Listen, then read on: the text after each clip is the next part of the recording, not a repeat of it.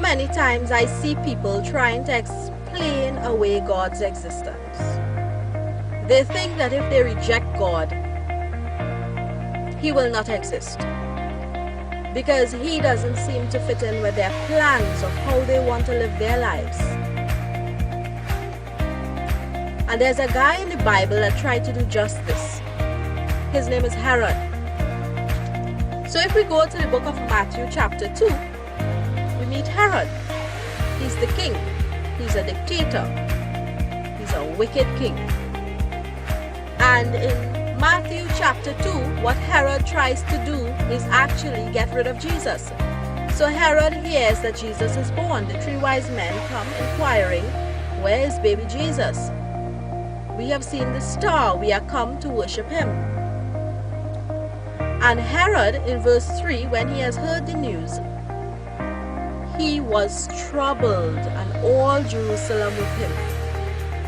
Now, why is Herod troubled? Herod is troubled because he thinks that Jesus is come to take his place, because he has an earthly view of what a king is.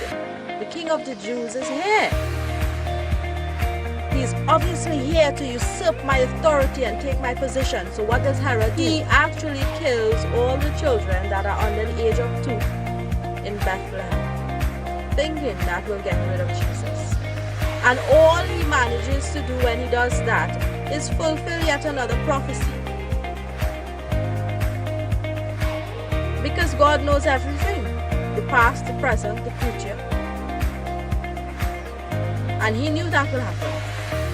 But what is very interesting here is that Herod was not the only one that was troubled. All Jerusalem with him. All Jerusalem was troubled. Why is Jerusalem troubled? Their king is here. Number one, they can be troubled because they know what kind of king Herod is. He kills all the children under the age of 2.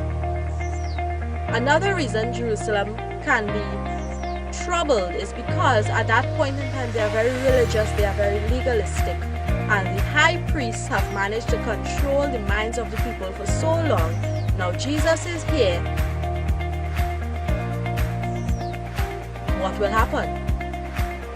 So even the high priests are afraid that Jesus will usurp their authority, and they are so afraid that he will usurp their authority. What do?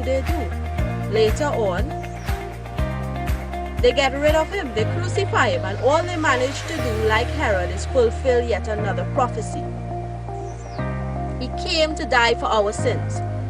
And in trying to explain away Jesus' existence and trying to make him non-existent, Herod and the Jews failed to recognize the main thing, that the Son of God is here. The only one that can save them is here. And he did not come to usurp the little earthly authority that they think they had. But he was the authority. They could never make him non-existent, even when they crucified him. But no matter what they did, they could never make God non-existent. Are you trying to reject God, ignore God, put God in a box and label it to fit your lifestyle, thinking that that would make God go away, or that would justify the way you are living? Remember this: Herod could not make Jesus non-existent.